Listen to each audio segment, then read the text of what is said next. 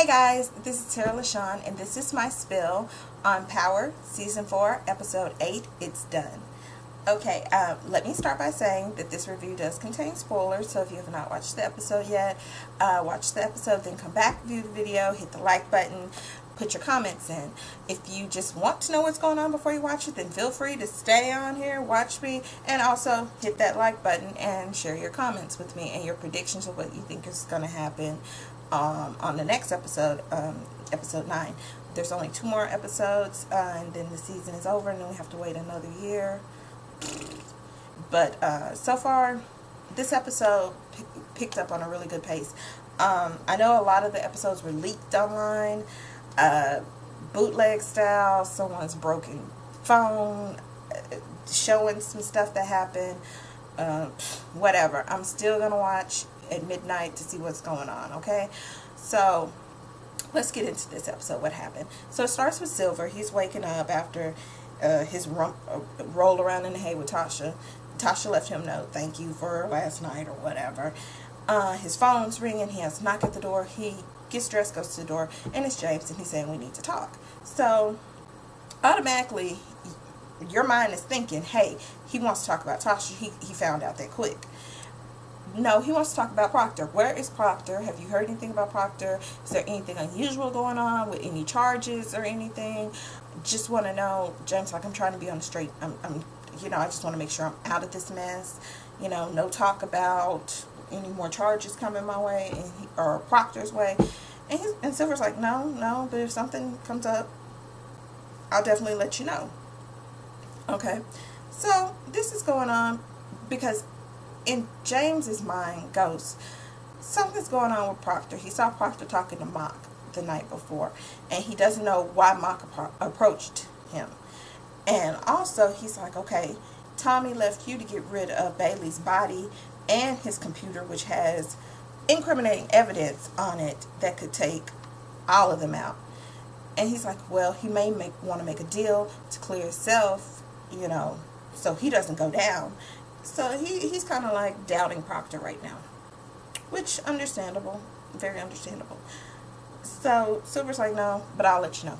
So thinking James is just about to walk out the apartment, he looks and he's like, oh, I didn't know you had a lady, and holds up a earring.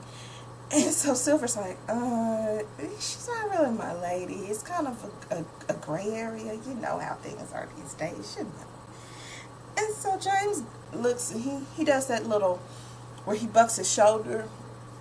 He does his neck and I can't do it, but Amari, he's really good at that. And he's like, well, if you want, I can put you in touch with Tasha's cleaning lady. She does a real good job. I was like, okay, right then, bam, James knows. He knows just that quick. Ghost may be a little, his kryptonite may be coochie, but he's still smart, and underneath it all, when he gets to really thinking straight, he can do some damage. So Silver has no idea what he is up against. And Proctor knows to an extent what he is up against, but I don't think he knows the full capability of what Ghost will do. Because later on in the episode, and I'm not going in order of what happened, a chain of events, later on, James pops up on Proctor. Proctor's dropping his daughter off at school. He's getting into the car. He looks in the back. She left her notebooks. He's reaching for him. Next thing you know, here's the door slam. He's like, what the hell? And it's Ghost. And he's like, where you been? Why you talking to Mock? What's going on? What did you do with the evidence? Did you get rid of it? Did you do this? Did you do that? And Proctor's like, he's like, I don't know who I can trust anymore. And Proctor's like, you can always trust me. You can trust me. And I really hope that he can trust Proctor, and Proctor is not going to turn on him. It's just up in the air. So right now it's making you think that there's something shady going on with Proctor, because as you saw when they were talking about the whole thing with when they found out about who the leak was, they were talking about, if he says something, we can get, the RICO charges on all of us, for doing illegal things and covering it up with a business. He's like, and that's all 3 of us, me, you, and Tommy, all of us gone. And even at the end of the episode, we see him with Bailey's laptop, and he's putting it in a security box. So it is kind of leading to what is Proctor up to. Okay, so going back. So Tasha's little lovesick tail is in the kitchen. Her and Lakeisha. Lakeisha's girl. And Tasha, huh? I'm seeing stars and four-leaf clovers and little hearts and rainbows. I'm like, get your freaking head out the clouds. You and Silver will never be. And I think she's making a big mistake with Silver. She is making a big mistake. But anyway, she's like, I have to tell you something and everything. But before that, they were having a conversation about her being on TV. Keisha's like, I saw you on TV. Is that a good look? And she was like, well, Silver said... No, that's not how she did. Well, Silver said that it would be good to make it seem like I was supporting Ghost. And so she says this, and Tariq is right here in the living room, can hear everything she's saying. And I'm like, okay, you guys constantly lie to this boy. You know what he's up against. You know what's going on with him. He's in a big state of confusion right now. And it just threw me off, because I'm like, why is she saying Ghost and talking like this with Tariq right there? I'm like, okay. Duh. Raina comes in. Raina's like, you know what? This is school in Connecticut. Want to go. Tasha's like, why would you want to go away from your family? She's like, I just need a change. She's like, I just want to. I need to change. And they have really great programs and everything. And she sees this big bruise on her arm. And she's like, where'd you get this from? And Tariq's looking at her. And she's like, oh, I just bumped into someone from school. Tariq's like, yeah, you tell if you want to. Tell if you want to. Say something. Say something. Because you know mom and dad ain't going to be here all the time. You're going to have to deal with me. Right? Like, I just bumped into somebody. She pulled her little sleeve down. I just bumped into somebody at school. And everything. So while they're doing this, Tariq's little badass is in the living room text messaging Brains, talking about, I want in. I don't know if this kid is a cry for help. He's traumatized. His parents keep lying to him. He's in this rebellious stage, and I'll be glad when he snaps the hell out of it. But I know too, it's gonna take some work from Ghost and Tasha to get him out of it. And a lot of them showing him a little bit more attention than what they show. Because everybody just has their own agenda on this show that they're out trying to do. James is trying to be an upstanding businessman. Tasha's trying to find love in whatever pair of pants she can look at it in. And trying to make sure she has money. Everybody just has a different agenda. You know, Tommy's trying to see how many people he can kill before Christmas. You know, everybody just has their own thing. So I feel that they are really emotionally neglecting Tariq, and they need to kind of be a little bit realer with him, because hey, he's gonna sing. He knows what's going on, which I guess that's why it made Tasha and Keisha feel so comfortable to have a conversation, her to call him Ghost like that. But anyway, moving right along. So James meets with Councilman Tate. Why did they... I'm like, why didn't y'all just give Lorenz Tate his own last name? I mean, did y'all think he was going to... What was that about? But it's funny. So he's meeting with Councilman Tate in the old neighborhood. And they're going through the streets and everything. And Tate is being so nice to everybody. Hey, how you doing? Walking around shaking hands, kissing babies.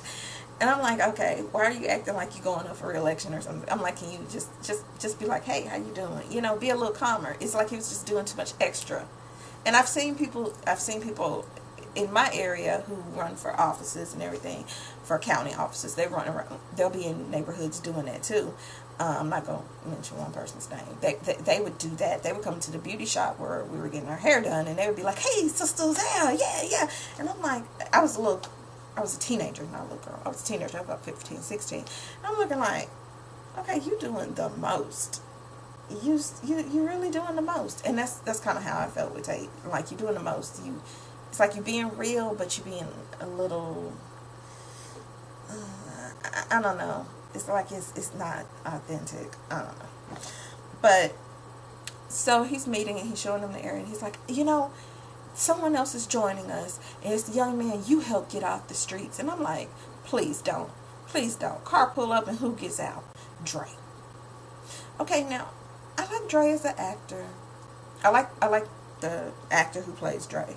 I think he's a very good actor. Seen him in a lot of things. I think he's cute, you know. Even with the nose, you know. Hey, he just has some. Hey. But, you know, I just don't like his character, Dre. So, it's a lot of people on here I think are good actors, but I just do not like their characters that they're playing. So, if I'm like, I can't stand them, it's not that I'm being unrealistic and I'm like, I can't stand the actor. Like, a lot of people send Layla Lohan, whoever, what her, the actress that plays Angela, a lot of people send her hate mail saying they wish they could kill her and stuff. And she's like, you need to really get it together. That is a character I play. This is not me in my personal life. You need to seek help. So I'm not one of those people. I understand. But I am like becoming the president of the I Hate Dre ass fan club. He gets out and they're walking and they're talking and everything. And you look down and there's some, there's the Toros Locos on the corner. The D-Boys out there got the tattoo and everything. I'm like, oh man. And so Dre starts telling, once Tate walks off, you know, Dre gets snatched up by Ghost. He's like, you couldn't give me a heads up. I don't like surprises. And so he's like, well, man, I met with Tommy this morning, and Tommy's like the Hernandez, they haven't given a response. And if they don't ever give a response soon, we're going to war, man. We're going to war. And he's like, okay. He's like, I'll call Tommy and I'll take care of it. And I'm like, okay, on the least. Tommy is at Kate's house, and Tommy's like, okay. Once she finishes dancing around with her music up on max, he's like, okay, tell me about my dad. And she's like, okay, I told you before. He left when you was too young to remember, and he died. That's it. I met him dancing in Atlantic City, and that was it. And he's like, okay, so this guy, Tony Teresi, is coming at me and saying he's my dad. So who's he? And she's like, hell if I know, I don't know who he is. But he just sounds like trouble. I would stay away from him. You know, he could have known your dad. So she's lying, because when Tommy leaves, she got this look on her face like, oh hell. So Tommy and Ghost meet up, and basically Tommy's like, go, like, first of all, hey, say. Tony Teresi says he's my dad. You did time with him. What's he like? He's like, I don't know. He's like, I suspected that that's where he was getting at. You know, you both have blue eyes, but I don't. He's like, I don't really know. I don't know what to tell you about that, Tommy. He's like, okay. So then they get to talking about the Jimenez, and he's like, so I mean, dude, you trying to go to war with him?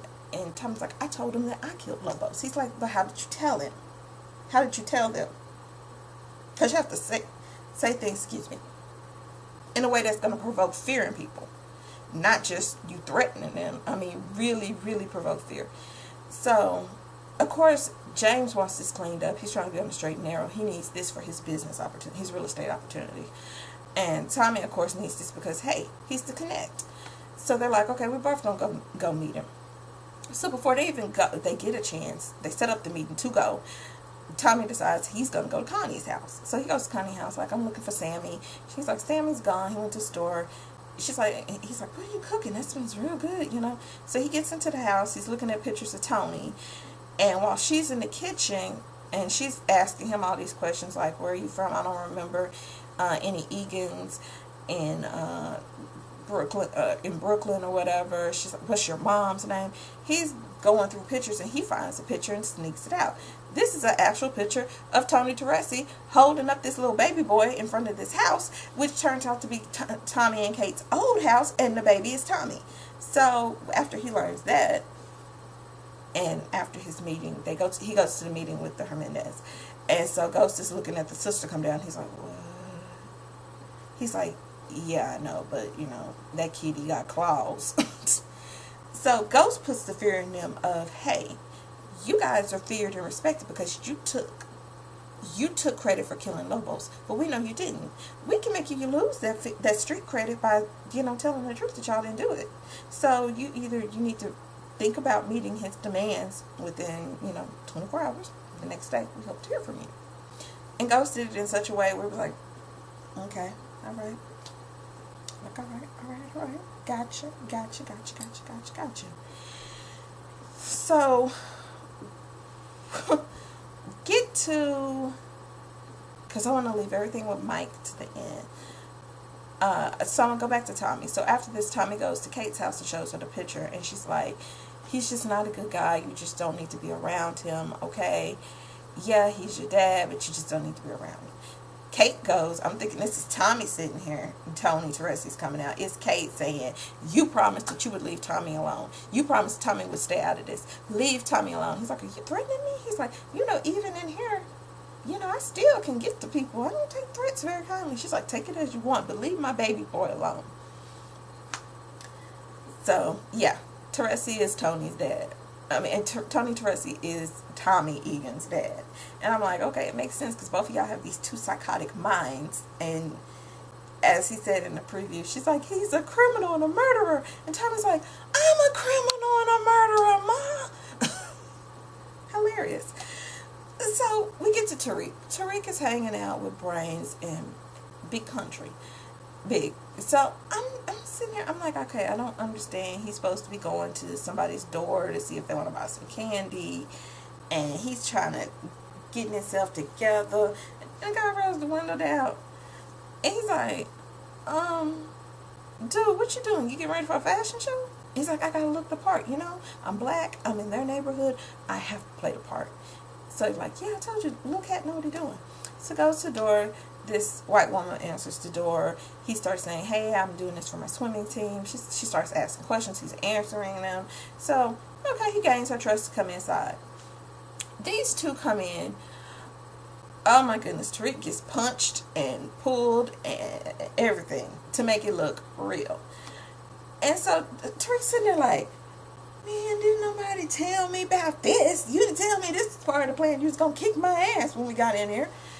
So they take the woman upstairs. They're like, give us the safe, give us da da da da da da da da. So Tariq is told, when we go upstairs, leave. What does Tariq do? Tariq is listening to the woman screaming. And he's like, kind of curious about what's going on. He goes upstairs. One of the guys is trying to rape the woman while the other one is stealing the stuff. So Tariq is like, oh, no, I ain't down with this. He's like, man, Big, tell him to stop. Big, tell him to stop. And they take their mask off. He's like, I wish you wouldn't have said that. They shoot the lady. And while they kill her, Tariq out of Dodge. He ran off. He hiding in alleys. And so Brains is on the phone calling them like, where you at? Where you at? Holler at me. Where you at? Give me a call. So when he finally gets back home and everything has been squared with the deal with the Jimenez, and Ghost is sitting here talking, James at this moment is sitting here talking to Congressman Tate, and he introduces him to Tariq. Tariq's like, Dad, I think it'd be a good idea for us to go to that school in Connecticut. He doesn't say why, he just says it's a good idea. And so he's like, okay, we'll talk about it in the morning. Okay, good night, Dad. Good night, sir. Because Brains is calling him on the phone, so he knows his life is in jeopardy. You're going to F up right. You're going to F up, Mr. Side. You're going to F up right. You're going to F up. It would have just did me all the good in the world if Lorenz Tate would have just turned around and just said that. You're going to F up right, Tariq. But anyway. But before the deal with the Jimenez is granted, Dre's little sneaky snake self goes and meets with them, and he's telling them, hey, I can bring you all of Tommy's connects. I can bring all of his crew to you. And they're like, uh-huh. And they're like, well, you going behind his back to come here. How we know we shouldn't just kill you right now? You can't be trusted.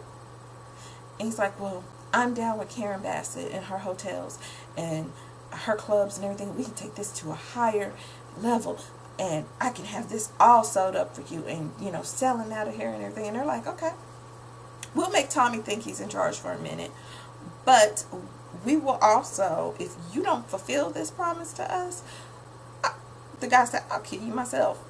And the sister's kind of in the background like, yes, he'll do it. He'll do it. She's like, yeah, we'll do it. Yeah, no problem. We'll kill you.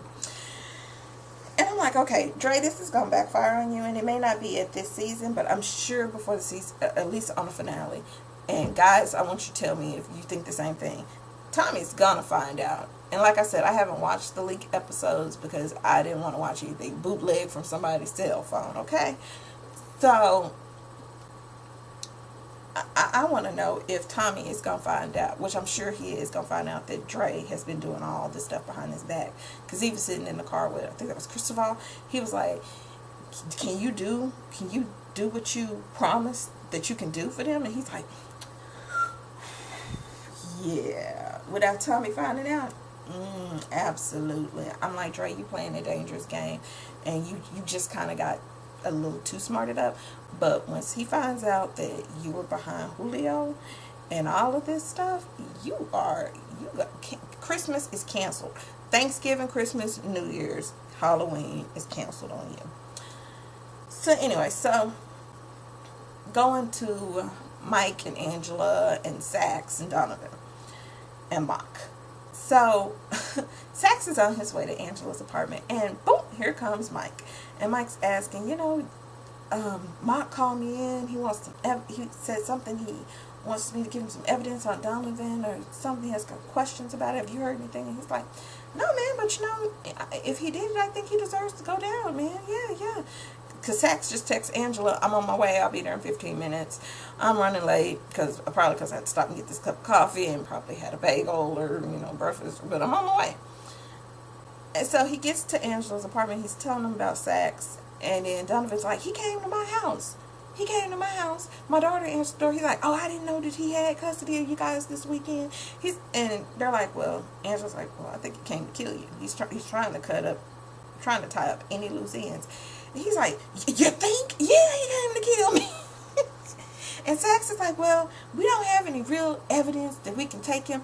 We don't have it showing. We have it halfway showing he going up the stairs, but we don't have it showing he planted the gun. And then Angela tells him about the phone. And tells about the day when she called it and somebody answered it in the office. And he's like, yeah, but you got it from St. Patrick. St. Patrick's not going to tell you where he got it from. And how do we even know that it connects to Mike? So they're sitting there trying to think of what they have to take to Mock. So later on you see Sax meeting with Mike. And he's telling them, yeah, Angela has all these theories that, you the mole and you worked for Felipe Lobos and you did all this and you did that, and she said she had some kind of evidence and stuff. Basically, and I'm looking like, Sax, why would you go tell all this?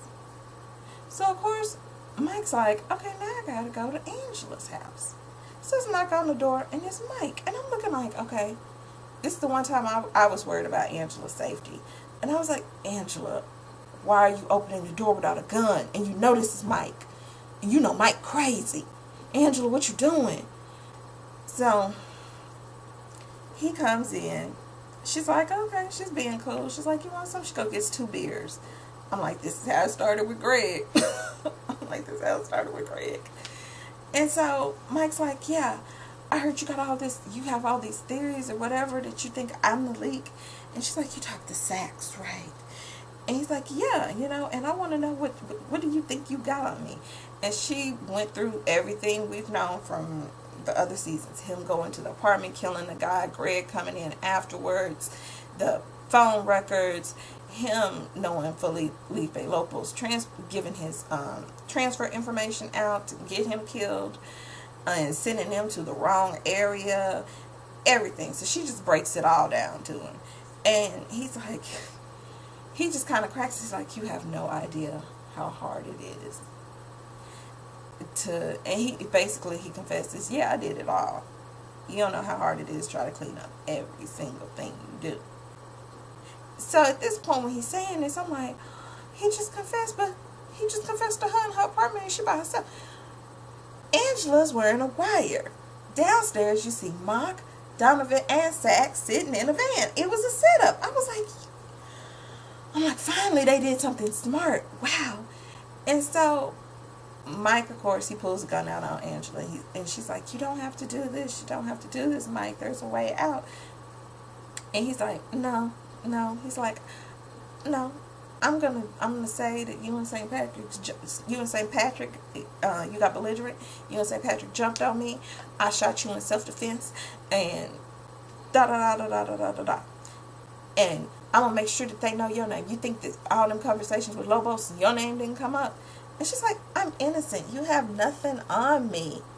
And he's like, oh, and he just continuing talking about stuff, but he's about to reveal some information. Angela's like this. Angela takes that microphone off her. Sax can't hear because Sax, well, she says he has a gun. And after she says that, she clips it before he says something that can incriminate her, because she possibly doesn't know what all Mike knows, and Mike does know some dirt on Angela, and who knows what else Mike knows. So she's like, okay, I gotta protect and cover myself. So he's like, turn around, and he's telling her how he's gonna play it off, and she's like, she finally takes her gun out, and she's like, how you gonna claim self-defense if you shoot me in the back? And he's like, huh? She turned around, pow, very professional, and shoots him in the arm. And she's like, you can. There's a way to turn this around. You're not a killer. You're a witness or something. And they come in and they take him. So with him being locked up, Angela goes to Silver's office and tells him, will you please let Proctor and Mr. St. Patrick know that there has been an arrest in the murder of Agent Gregory Knox, and that it is Mike Sandoval. And he's like, the guy who was prosecuting? Really? Okay, so of course Silver goes over and tells James why he's making flirty eyes with Tasha. Tasha comes to the door and he's like, hello, Mrs. St. Patrick. She's like, Mrs. Like she finna just walk up and just kiss him. Mrs. St. Patrick. And James comes around the corner. She's like, scandalous. And he tells him, he's like, you're free of all charges. And James like, I just want to know who did this. Who did this? And he's like, Mike Sandoval. And he's like, okay. The guy that was prosecuted? Okay. He was the mole? Okay. Okay. And that's when him, Tommy, and Proctor have the meeting that they have to get rid of Mike. Mike's in jail. And so they're like, well, how we gonna do it? Ghost, you can't break in and do it yourself. Tommy calls Daddy. Tommy calls Daddy Tony and tells him something about, there's an inmate in there I need taken care of. And he's like, yeah, just give me his name. He's like, that's it? No questions? No, nothing else? He's like, no, you're family. Nothing in return? No, you're my son. Who is he? What's his name? I have him dead for you in about 20 to 45 minutes, like I'm delivering a pizza. They're tending to Mike's gunshot wound. He's looking at the picture of his daughter. Doctor said he was coming in with pain pills or something. Next thing you know, somebody come through, cuts the big vein in his neck, and he bleeds. He goes immediately. So then you get Donovan, Angela, and Mock's like, all that information that he said he was going to give me for immunity, just gone. It died with him. And Donovan's like, looking like piece of shit. Donovan like, I don't care. I'm just like, this piece of shit gone. He killed my friend Greg. And he walks off. Angela walks over, leans down, and she says, this is what you get for killing Greg. And so it took me watching Power twice to really get it. And I'm like, okay, Angela, so you purposely went and told Silver because you know he was going to tell James and Proctor. You know James and Proctor are in on it together. And you knew that they were going to be like, okay, we don't know what Mike knows because he worked for Lobo, so he could call all of us out. So we're going to get rid of him. She knew that was going to happen. She knew James, Tommy, one of them two, was going to have him killed. And she did it ultimately to protect herself. So everybody's getting their hands dirty to protect themselves in some form of way here. With James meeting with the Hernandez because he wants that block clean so he can do his real estate. Angela getting her hands dirty with Mike and passing the message talking about there's no other way they can find out that this is going on, so you have to tell them. Her doing it on purpose to protect herself. I thought it was brilliant on Angela's part. I was actually like, Angela, I want you to stop acting like that you are goody-goody because you're just as dirty as everyone else. But I did respect the way she carried out that plan. So, that was episode 8. I'm ready for episode 9 where Tommy's confronting Cade. I guess a lot more stuff is about to jump off. I'm not finna do the bootleg. I will wait another week. I'm patient. So leave in the comments your predictions, what you think's gonna go on, what you think's gonna happen, how you felt about this episode. Make sure you hit that like button, and I will see you guys next Sunday.